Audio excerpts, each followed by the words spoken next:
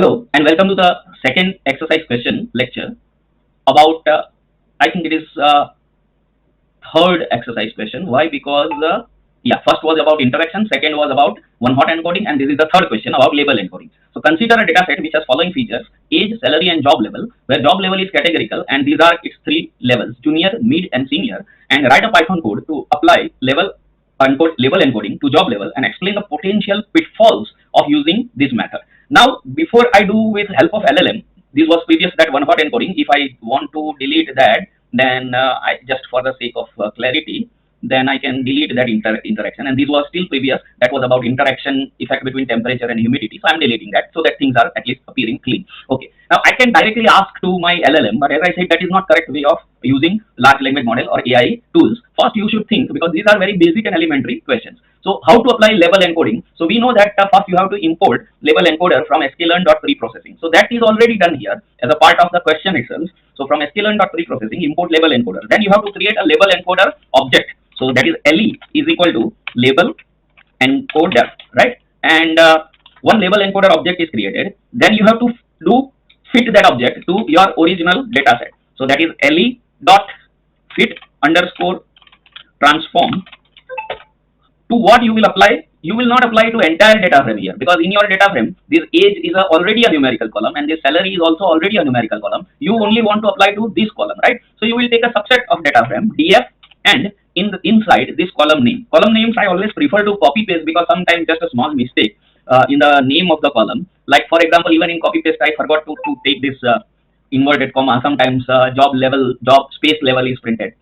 So it creates annoying that red message. Okay. Now this is LE.fit transform on this column. So that means this column will be label encoded. Maybe junior is equal to 0, mid is equal to 1, and senior is mid is equal to 1, and senior is equal to 2. And here that label encoding is appropriate, so that some kind of weight should be conveyed to the during the training. That junior has less weight, mid-tier managers are having higher weight, and senior managers are having more weight in the organization, or more importance. Now this LE.fit transform job level will do what? They will encode this particular column, right? So then you can do one thing, that you can save that column in your df and job level encoded.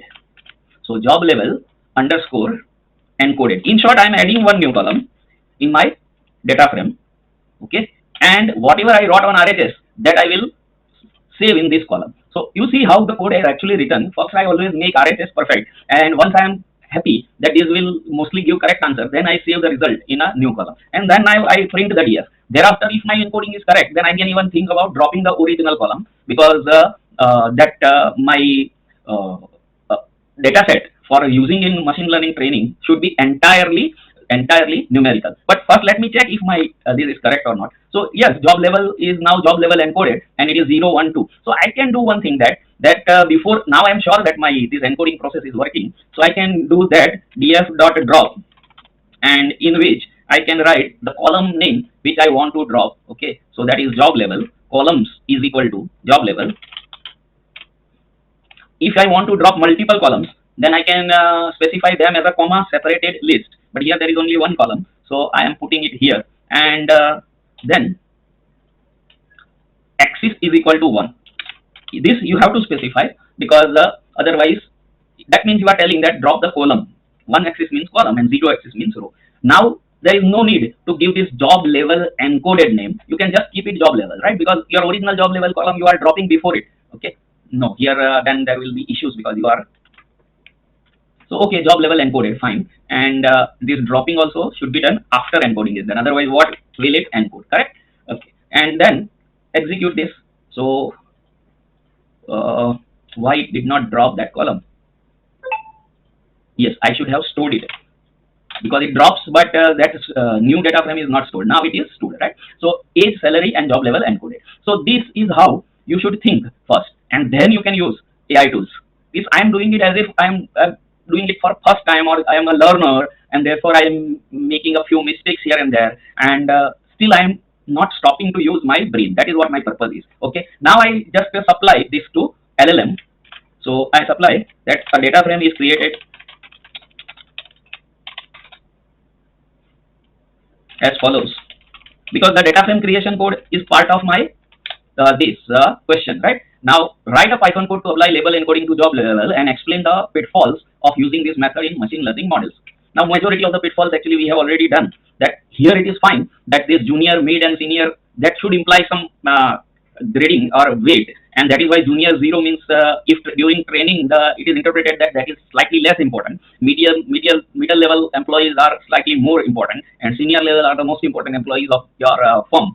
Then here that is not error, but sometimes if it is just like that spring and winter and summer and fall, and if it attaches 0, 1, 2, 3, then it implies order or hierarchy where there was no hierarchy inherent in the data set. So it will show that only as a pitfall. But let us see first what answer it gives. Okay, this is my answer, but I have deleted that LE and all those code. Let me keep why I should delete.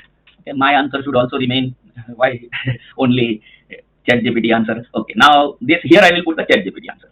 So this is my sample data, and very quickly it gives answer because of that paid subscription version, and which allows me to use API. And I put it here, and then this is my fit and transformed, and last line I forgot, that is printed df. Okay, so printed df, and it is showing my their data frame, right? But it is keeping the older data frame also, which is not good because okay, it is correct, but I should drop the older data frame because we know that our purpose of encoding is not just for fun, but now I want to use this for train test to split, and then I want to feed this to some machine learning model like maybe random forest or linear regression, and that model requires everything should be number. So I have to drop this column because that column's information is already present in job level encoded, right? Okay, now what are the pitfalls? That also it has given what are potential pitfalls of using label encoding. Now, in this case, some inherent order was applied, so perhaps there are no pitfalls. I will convert the cell into a markdown cell and one hash, so biggest title. Then these are all two hashes. So smaller title or header level 1, header level 2, like that, right? Okay. So then these are some problems or pitfalls, and this is the summary of that. So potential pitfalls for using label encoding. 1. Ordinal misinterpretation. Label encoding assigns an integer to each category, which can imply ordinal relationship where none exists. In job level case, it might be suitable because junior is less than mid in less than senior. Even in that case, there are many organizations who nowadays claim, and they accept it as one of the management theory, that a non-hierarchical, what is called flat hierarchy organization is to be built so that there is free exchange of ideas between employees of all levels. If organization believes in flat hierarchy, then label encoding will not work even in this case, right? So if these were categories like red, green, and blue, then it will surely not work, because can you say red is better than green or greater than green or blue is lesser than green, like that? So there is no ranking, right? Then model bias. Sometimes machine learning models which are based on linear relationship may interpret the encoded value as predictions, okay, incorrect assumptions. And linear regression model might assume a linear relationship between encoded value and target values. Okay, so that is one thing. Distance-based algorithm like k nearest neighbor, we have not done that, but we at least have done Euclidean distance, Manhattan distance. So these algorithms are based on that distances. Now, if you write 0, 1, 2, then it will interpret that there is more distance between junior and senior, that is 0, 2 minus 0, compared to junior and mid, that is 1 minus 0. Now in this case it may be appropriate, but between red, green and blue, if you say that red is further away from blue compared to green, now it is not much indicator of the facts, right? Okay, then overfitting. If label encoding is applied to feature with many unique categories, say we applied label encoding to one feature which had 826 or 869 categories, right? But there we were helpless because one hot encoding will give so large number of columns that it would be very unwieldy. Otherwise, in that type of case where there are so many categories, first you will try to do some kind of binning, okay, and that is 820 categories are there. So then you will try to divide them into maybe a bin of 82 categories. So there will be 10 bins only or 10 categories only, right? For example, if there are 820 different salaries are there, then you can say that divide them into 10 salary groups, like maybe $0 to $5,000, $5,000 to $10,000, $10,000 to $15,000, and in each group 0 to 5,000, 82 records are there. Then 5,000 to 10,000, 82 records are there, and 10 groups are there. So 820 categories will be accommodated. Even equal number of records is also not necessary. You can have different number of records in different categories. The point is to reduce the number of categories. If you keep it 820 different salary and keep it as one categorical variable, then the model will overfit. Okay, so that is the important thing. So it is often preferable to do one-hot encoding because one-hot encoding does not imply any natural ordering. Okay, and it avoids implying any ordinary relationship between categories. However, we also saw that one-hot encoding increases the cardinality or the dimensionality or the number of columns in the data set, and therefore it leads to some other problem. So there are other encoding techniques also. There is one is called target encoding, and there are many more encoding techniques, right? So you have to use them, but most 99% of the problems will be solved by either using one-hot encoding or label encoding. You just have to think about one thing: is some inherent order applied to my categorical variable? For example, junior, mid, senior order is implied, but summer, spring, summer, fall, winter, no order is implied. Okay, or blue, green, red, again no order is implied. So then, when order is not implied, use one-hot encoding. When order is implied, then use label encoding, right? Okay, now here, this is the answer to that question, and these are pitfalls. So next question: using the sample data set, apply min-max scaling to the house age and mid-ink feature. Now the theory of min-max scaling, we know that if xi is one observation, then what should come in the numerator is xi minus x minimum, that is minimum value of that x variable, and what should come in the denominator is the range x maximum minus x minimum, right? And we also know how to do this because we don't want to manually do it like this. So we also know how to do this using program that from sklearn.preprocessing we will import min-max scaler. I have given this initial libraries just for the convenience because you are beginning to use scikit-learn. This chapter was introduction to scikit-learn. That is why. Otherwise, this thing you have to remember that label encoder comes from sklearn.preprocessing. Similarly, here this min-max scaler also comes from sklearn.preprocessing. So that means this they will not give as a part of question. Okay. Otherwise, data is given just for the sake of uniformity. Okay. So this is suppose now not California housing data set, but our own synthetic data set. So house age is a numeric variable, and median income is also a numeric variable. Suppose this is in $1,000 or somewhat like that, and you are creating the data set, and you just want to see if this scales are different, and if they are different, then you will apply standard scaling. Here actually the scales are not much different. House age is one column and median income is one column, and you will see that the scales are not much different. So standard scaling is not required. Okay, but they are asking, or any scaling is not required, but they are asking that do min-max scaling and explain why min-max scaling might be preferred over standard scaling. So we will do that. First I will do as I had said, and thereafter you will we will do it by this asking generative AI. Okay, so first let us create the data frame. So this much is given to you. Remember that previous one they will not give, right? Or here, sorry, we want to do example of min-max scaling. So this much will be given to you. Rest of the things will not be given. So I add a few cells and I create this data frame, and I just want to view this data frame. So df, and this is house age, years, and median income in $1,000, right? Now they are asking apply min-max scaling to both these features, house age and median income. Whether it is required or not, that you don't have to bother. Here they just want to check whether you can successfully apply min-max scaling or not, right? So first step would be this, as I said, that you have to do that from sklearn.preprocessing import min-max scaler, then create one min_max_ scaler object by using that min-max scaler which you imported. Once the object is created, what you will have to do is that min-max scaler dot fit transform. So min_max_scaler dot fit underscore transform, and in that you have to supply which columns you want to apply your min-max scaling to. So you want to apply to both the columns. So that is why house age and median income. Of course, column names must be in inverted commas, quotes, that is. Okay, so house age is first column name and median income is first another column name. So this will apply the min-max scaling to those two. Now here I am selecting multiple columns. So that is why the inner list will be the list of columns which I am selecting this comma separated list of columns, and the outer square bracket is indicating that I am taking subset of my data frame, right? So house age and median income. Now what this will give? This will give min-max scaled columns, right? So you can say what it will give, that you can add in your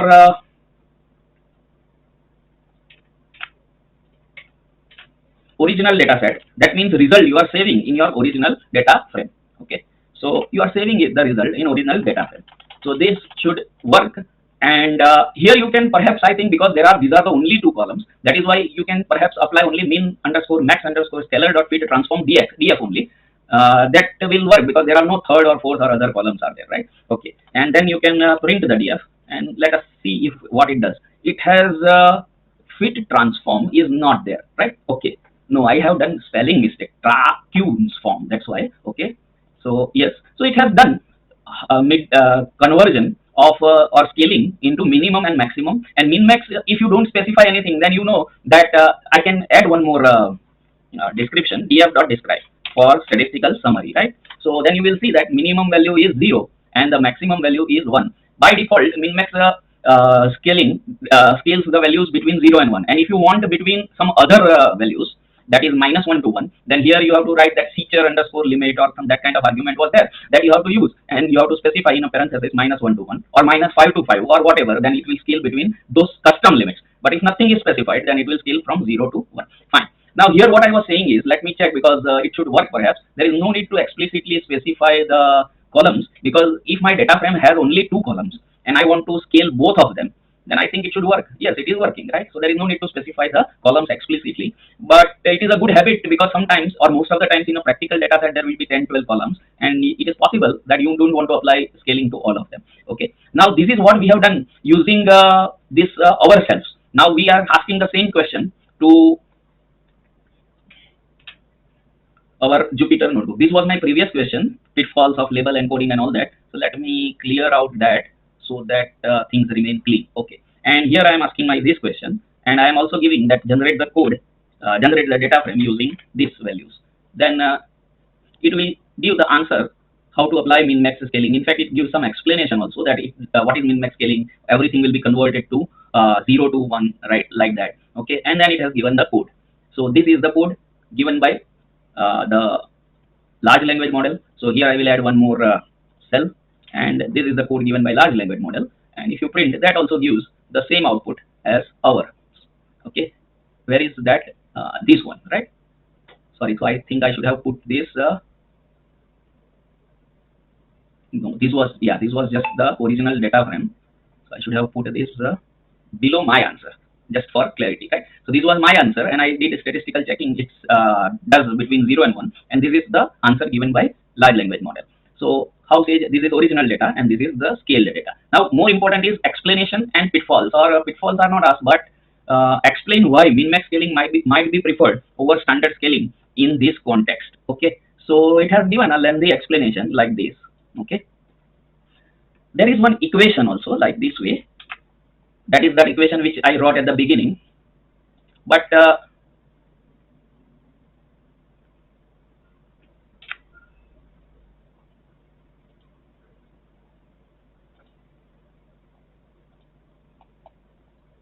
okay, this should not be there here. This is my answer of min-max scaling. This is ChatGPT answer of min-max scaling, and this is the explanation of its answer. Now ChatGPT, etc., large language models are typically known to give lengthy answers. So sometimes you have to read it and summarize it. In one earlier, very first question, we have done it, so you know that. Min-max scaling transforms each feature to scale of 0 and 1 based on maximum and minimum value. The formula for min-max scaling is this. Okay, then advantages of min-max scaling. Now formula, either you write it actually xi minus x minimum, or if this is the formula, I can do one thing, I can take a screenshot of that formula, because Jupyter has that facility. Everybody may not have that facility, every IDE, and I can just write paste, and you will see that that image will be pasted here. Okay, advantages of min-max scaling. Then preservation of relationship. The scale data maintains the relationship with original data. That is actually characteristic of all scaling processes. Bounding values. It restricts the data within a range, say 0 to 1. So that is important, particularly where certain algorithms require bounded values, neural networks, etc. Because sigmoid and 10A are functions which are sensitive to large input value, or it is better to supply bounded values to them. So you convert, if the original values are say minus infinity to plus infinity, then you can easily convert that also to 0 to 1. So unbounded data is converted into bounded data without changing the data distribution and relative difference between the values remains same. Okay, then it ensures all features contribute equally to the model training. That was the original purpose of scaling, right? Otherwise, large features may dominate the training process. So bounding, these are this is first advantage, this is second advantage, this is third advantage, this is when to prefer. So that is the title, and min-max scaling over standard scaling, because that was what was asked to me. So min-max scaling is, as such, I have done all this discussion while teaching the theory, but that is another matter. But suppose you have to do it this way, and now the wrong way of using ChatGPT, etc., is you just copy paste and move to next question. But right way is you got this answer. Advantage is I have just now read, so fine. But now when to prefer? So you read the answer which it is giving, and I have sometimes seen this large language model go berserk. So that means they give totally wrong answer also sometimes. For example, in one blog written by some tech firm, it was obviously not written by a human being, but it was a blog generated by AI. Now, some comparison between SQL and NoSQL or something like that was there, and in it was given in two-column table, and in one column, say SQL, it was it wrote one point as take your bath daily. Okay, now obviously you have to read first before publishing anything on your website, or before if you are a student, then it depends upon the whether your university is allowing AI tools or not. But even if they allow, then you should not blindly copy paste. You should read and try to summarize, minimize everything, right? So min-max scaling is preferred when data does not follow Gaussian distribution. Now, this we had seen during the theory, that one basic assumption in central limit theorem, etc., is that normal distribution or Gaussian distribution is followed. But the question is what to do if that is not followed. Then standard scaling should not be used for such data distribution. For example, Cauchy distribution was the case which we had taken as the example, or any skewed distribution. So that is when Cauchy distribution has infinite values on one side, right? So that means such distributions are such that they don't have known minimum and maximum. So you can always bind them between limit, because neural networks, etc., prefer to have bound values. Okay. So in our data set, this data set, why min-max scaling is useful? Because the features most likely do not follow normal distribution, and you want to standardize the scale without distorting the underlying distribution. Now, if I want to check that whether these features follow or do not follow the normal distribution, then I can ask a question that can you give me code to plot a graph that helps me know if features here are following normal distribution or not. Okay, and I am asking it that question, and it will give me Python code, mostly KDE plot or something will be plotted, so that data distribution will be displayed, right? Here it is showing by QQ plot. A simpler version would be SNS and KDE plot. So you can see sometimes you can do better than this. Now this was an extra topic, so I will not keep it. Just I'm pasting and showing you. That is another matter. So yes, this type of QQ plot of house age and QQ histogram of house age. Now that is actually uniform distribution that you can see. It is not Gaussian distribution. Gaussian distribution is like that bell curve, while this is a uniform distribution. So clearly you can say that this is not okay. But I am asking one more question.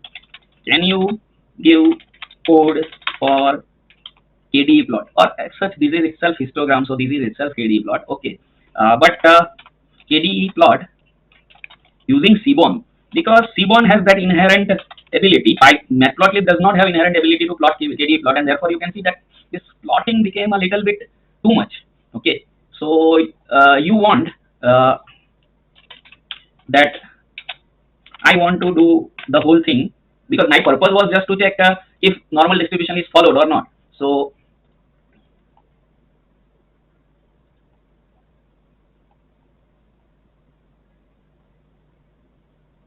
it shows now that kernel density plot or KDE plots are a great way to visualize distribution and all that, right? So it is appreciating our what you say demand, that we have demanded the right thing. And a simple code will plot the KDE plot. Then it is still generating the output, because it not only generates the code, but it also shows what each line of code does. So those who are new to coding, they can use this. Okay, I am copying it and pasting here and showing. And you can see the KDE plot are not at all like that bell curve. And this is reasonably small because this was just creation of data that we already have, right? So even if you don't keep this, then that would be fine. And then this much is plotting the KDE plot. So function is defined for plotting the KDE plot. And then we uh, call that function for first column house age and call that function for the second column, that is median income. So we are confirming that yes, my data was not following normal distribution, and therefore it is appropriate to use min max scaling rather than standard scaling. Okay, now this is how LLMs should be used. It should be an opportunity to grow and not opportunity to just blindly copy paste what answers are given. So I have deleted that plotting part. Okay, and here also I am deleting this plotting related conversation. So this was also plot being related, and this is about min max scaling. Now in next we will do this sixth question, seventh question. Sixth question looks to be purely theoretical. Explain the difference between scaling and normalization. I said that scaling is applied to columns while normalization in its pure sense is applied row wise. That was the biggest difference, and provide a scenario where scaling will be preferred to normalization and vice versa. So this is a pure theory question. So it will give some theory answers, which we have done in much detail. Those who are not remembering where it was done, here it was done. Min max scaling, standard scaling was done before that. Min max scaling and standard scaling. Then these are norms. So here this is about normalization, right? L2 normalization, L1 normalization, and max normalization. And then we had done a lot of discussion about normalization. You can see that it was very nicely and it explained in much detail. So it is okay. Even the differences were also explained. That is between the scaling and normalization. Normalization and when to use normalization, when to use standardization. But this here normalization means min max scaling, right? And standardization means standard scaling. So that is one thing. And we also discussed the difference between normalization and standardization. So here also this word normalization means min max scaling, and this word standardization means standard scaling. So that was just a theory question, so it is okay. Then maybe one more question which was there, which we will handle in the next lecture. So here just we are taking various questions. Give a data set with 4 features and target variable y and apply chi-square test to select 2 best features. Provide the Python code and interpret the results. This is how, if you are a tutor or and you want a book author and you want to generate synthetic data, you don't want to copy paste data from some website or some textbook due to copyright issue. So at that time you can generate your own data. Okay. So thank you, and we will see in the next lecture.